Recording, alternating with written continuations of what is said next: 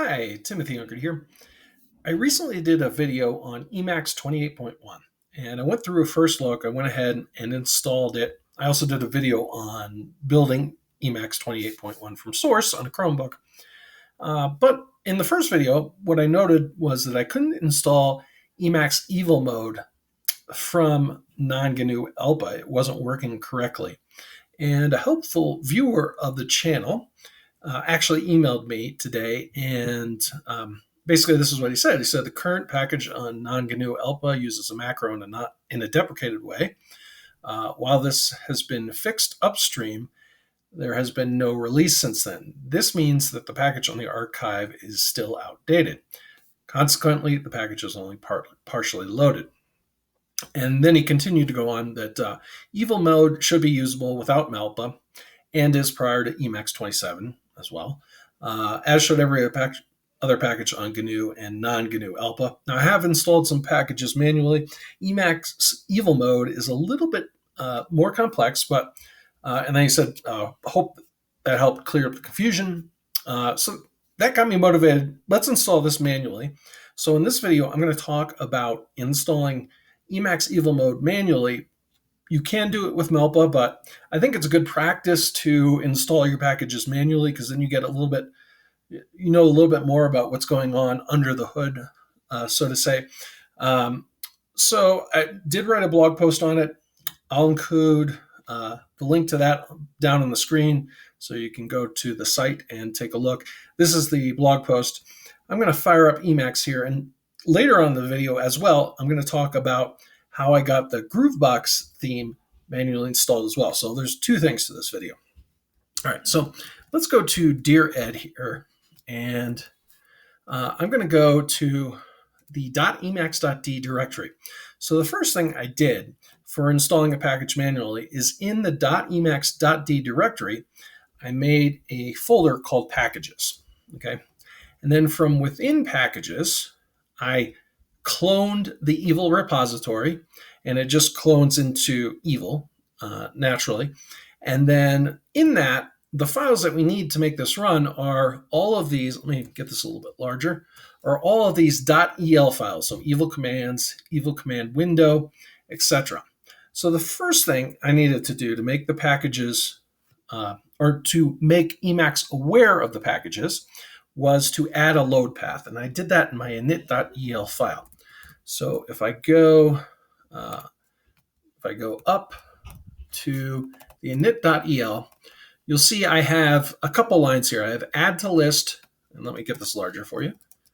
Add to list load path, the .emacs.d packages, because some packages are just one .el file, right? So one Emacs list file. For those packages, I don't clone the whole repository. I just put the .el file in there and then do what I need to do based on the package description, the GitHub repo, in my init.el file to get it to work. With Evil, it's got a lot of .el files, and they depend on one another. So the first thing I needed to do was the second line, add to list load path .emacs.d packages, and then Evil, the name of the folder. And then the next thing I had to do, I'm going to go back to Dear Ed here, and I'm going to go back into packages, back into Evil, is I had to add the line, add to list load path, and then the path to the Evil folder. So if we go down here and we see right here, this line, let me get this a little bit larger.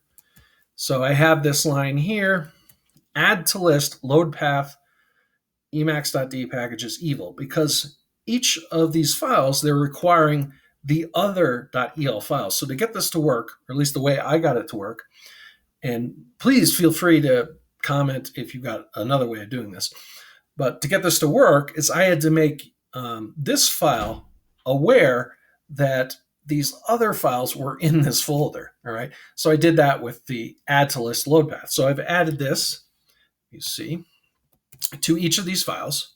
So let me make this a little bit larger and go down here. So you can see I've added this to each of the files, and that's how I got that to work. Once I saved that, then I went back to let's go up one to my init.el, and I added these lines. So require evil, and then evil mode 1, which you would do if you installed it through Melpa or another package repository. You would have to add these lines as well.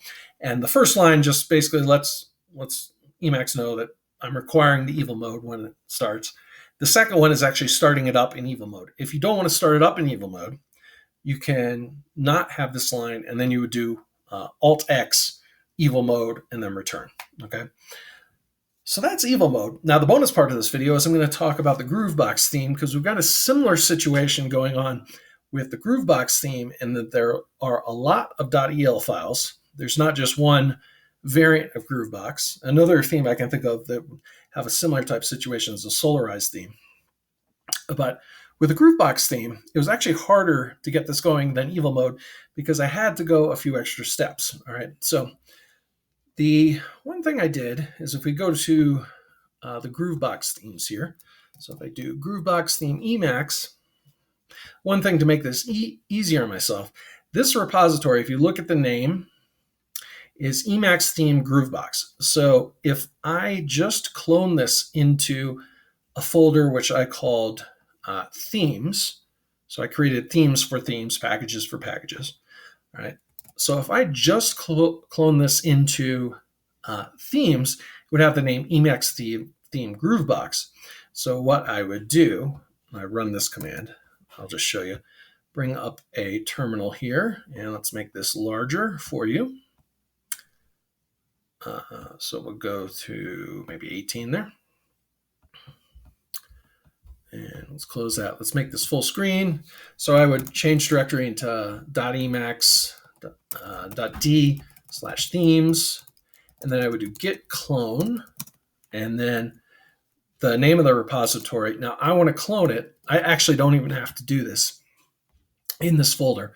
I could just do this line in the home folder.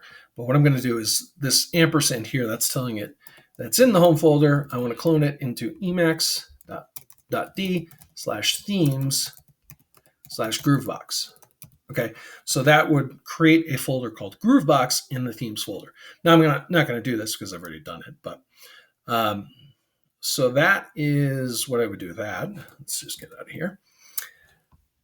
And then in each of the .el files, I have to add this line, but without the custom theme load path. So I just add to list, load path, and then this load path for each of the files. That's the first step. So if you just did that, you would still get an error. Now let's go and take a look at the files and see why. So we'll go here and we'll go into this file here. And now this is saying that it has a star. I'm just going to say no here and go in here. Now, if you look down and you look down at the comments here, you see this comment. Let me make this larger for you. Package requires auto themer. Okay. So if you just added the line, I'll show you the line that I added, was add to list, load path, and then .emacs.d/theme/Groovebox. I added that to each of the EL files for Groovebox. But we also have to have auto themer. Now, auto themer is one .el file. So what did I do with that? So let's go back here, and if we get this a little bit larger, we see I added auto themer. Okay, let's go to this file here. We'll take a look over on this side, and if we go down here, you'll see it says required dash. So I also had to go to the dash repository. Now I just added the dash.el function here. So I needed to include both auto themer and dash within the same folder. Now with that, I didn't specify a load path for them, so maybe they were just looking in the same folder and it worked out well. And maybe I'm going overboard with Groovebox and evil mode.